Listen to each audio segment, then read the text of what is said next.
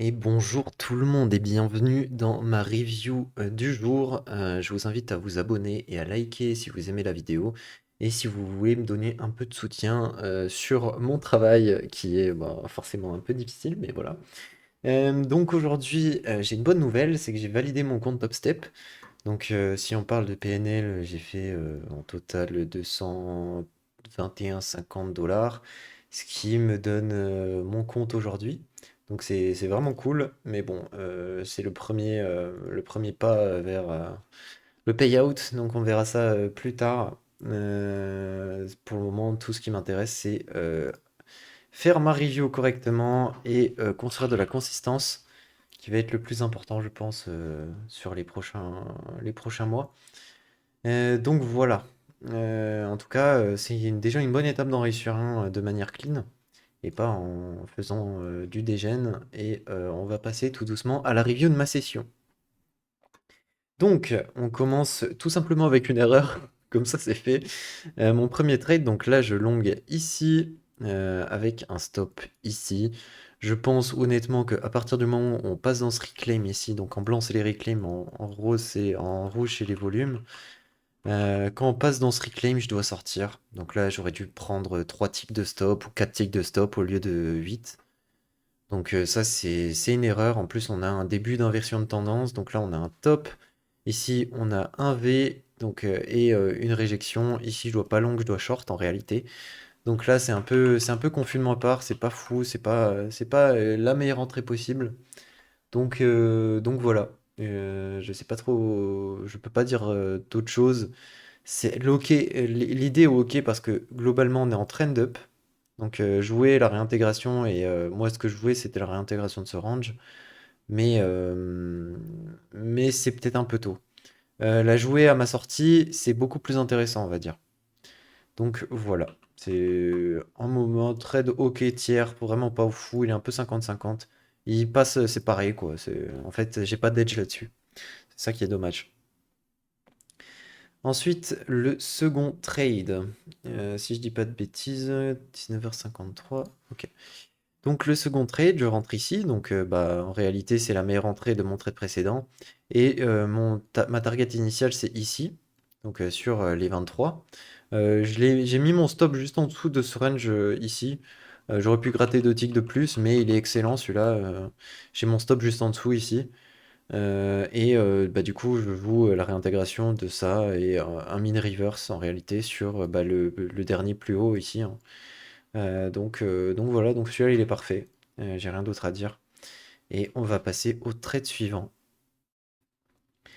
Le trade suivant, c'est un excellent short aussi. Donc ici, du coup, on fait la rotation, on rotate, on rotate, on rotate. Et ici, du coup, on a une agression vendeuse. Donc là, on a la confirmation qu'on est en pattern baissier. Donc ici, il y a une agression, il y a un retracement, un V-top. Et moi, je joue la réintégration avec ici comme target. Donc celui-ci, il est aussi parfait. C'est un excellent trade. Et en plus, on commit pas sur la valeur là. Donc ça m'indique tout simplement qu'on commence une trade baissière. Parce qu'on ne va pas reprendre la liquidité au-dessus. Et on fait des V avec une agression vendeuse. Donc ça, c'est un début de trade baissière. Donc voilà pour celui-là, il était vraiment magnifique. Je suis content de l'avoir pris. Ensuite, celui-ci. Donc ici, je joue la mine reverse, ici, mais c'est un peu tôt, parce que encore une fois, j'ai un problème de lecture. J'étais un peu stressé avant le début de cette session, parce que j'étais à 200 $ de valider mon compte TopStep. Donc forcément, j'étais un peu émotionnellement affecté, parce que je voulais réussir forcément. Et en général, quand on veut réussir ou quand on a trop d'ambition, c'est là qu'on prend un peu des mauvaises décisions. Donc ici, en soi, sur le retracement, il est OK, mais à partir de... Parce que je le prends directement quand ça pète, là, sur le reclaim ici. Donc l'idée, elle est bonne. C'est une bonne idée pour aller de nouveau jouer ça. Donc c'est en gros la même idée que le premier trade.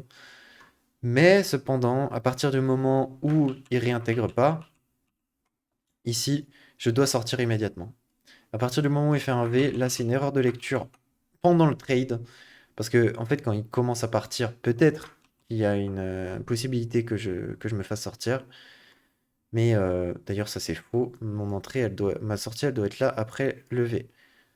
Donc voilà. Et en plus, dans le mini reverse, t'as un, deux EV40 sur le lot et on en prend un directement. Donc celui-là, il a de grandes chances d'être pris. Donc voilà. Donc celui-là, c'est un peu une erreur de lecture intra-trade. Quand il fait sa rota, je dois sortir et pas me laisser me faire stop. Tout simplement. Euh, Ensuite, celui-ci, oui. Donc ici, on a toujours les deux values au-dessus. On a une value, deux values. En bas, donc de nouveau, un fois 2 en bas, un EV42 en dessous. Moi, mon entrée, elle est là, donc au milieu. C'est vraiment pas fou. Moi, je jouais le breakout et ici, comme TP au minimum, et ma vraie target, c'était les 20. Cependant, on était en train de baissière quand même. Donc on était clairement en train de baissière. Et bah, du coup, moi, ce que je jouais, c'est un peu du grid. Encore une fois, on tourne autour de la même idée, hein, le grid, chercher des targets trop loin, FOMO un peu. Ça, c'est tout ça, ça vient du fait, je pense, de la validation très très proche et que je voulais gagner aujourd'hui. Et ça, c'est vraiment pas le bon état d'esprit pour trader. Donc voilà, c'est un peu dommage. Je rentre ici. Ma sortie, elle est très bien. En revanche, j'aurais dû TP là. Quand ça fait des V, des machins, j'aurais dû sortir plus tôt. C'est le seul inconvénient de ce trade, niveau management. Et au niveau idée, là, encore une fois, après ces deux V-top, là, il y a un short, il est obvious. Il va même beaucoup plus bas, je crois. Donc ici, c'est un peu une erreur de lecture encore. J'ai un peu trop d'ambition sur ce trade. Voilà. Ensuite, le suivant. Donc, encore une fois, on a un ici, deux ici, trois ici, quatre. Voilà, et celui-là, il compte pas trop parce que c'est fait ensuite. Mais mon entrée, elle est ici, donc sur cette jambe haussière. Je sors ici. J'avais toujours cette idée d'aller clear tout ça. Donc, je joue le trail. Mais là-dessus, c'est un peu une erreur, je pense. Et toujours au niveau de la grid, j'aurais dû sortir sur ce niveau. Et du coup, voilà. Après, c'est OK. Moi, j'ai bankroll. C'est dire que le trade d'avant, je l'ai rattrapé. Donc, au final, je suis break-even et tout va bien sur mon PNL, mon machin. Il faut toujours, en tout cas, selon Scotty Fatcat, qui est un très bon trader anglophone, et je suis sur son Discord, d'ailleurs, rejoignez-le si vous le souhaitez. Euh, donc, tout simplement, c'est important de bankroll et quand on est en drawdown, de récupérer son drawdown. On peut tenter plus de choses quand on est en draw up, mais quand on est en drawdown, il vaut mieux pas tenter. Et du coup, bah, j'ai mis mon stop sur le nombre de ticks que j'avais perdu avant. Donc, ce qui est logique. Mais c'était une bonne idée en tout cas de jouer le long. On était quand même overall sur toute la session dans une trend super haussière, donc il y avait quand même pas mal de chances qu'on continue plus haut. Mais bah, le marché on a décidé autrement, donc tant pis. Mais j'aurais pu sortir ici par contre.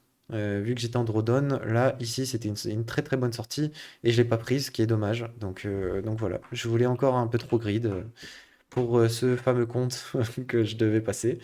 Mais voilà. Alors, ensuite, voilà.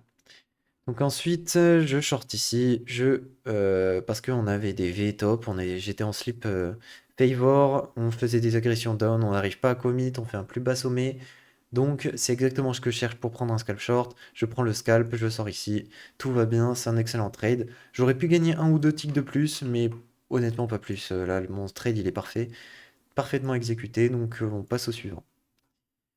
Celui-là, il est pas OK. Bon, bah tant pis. Là, j'ai fait une perte de 4 ticks qui a duré super longtemps. C'était celle-ci, là. Donc ici, je suis rentré. Je vais mettre en jaune.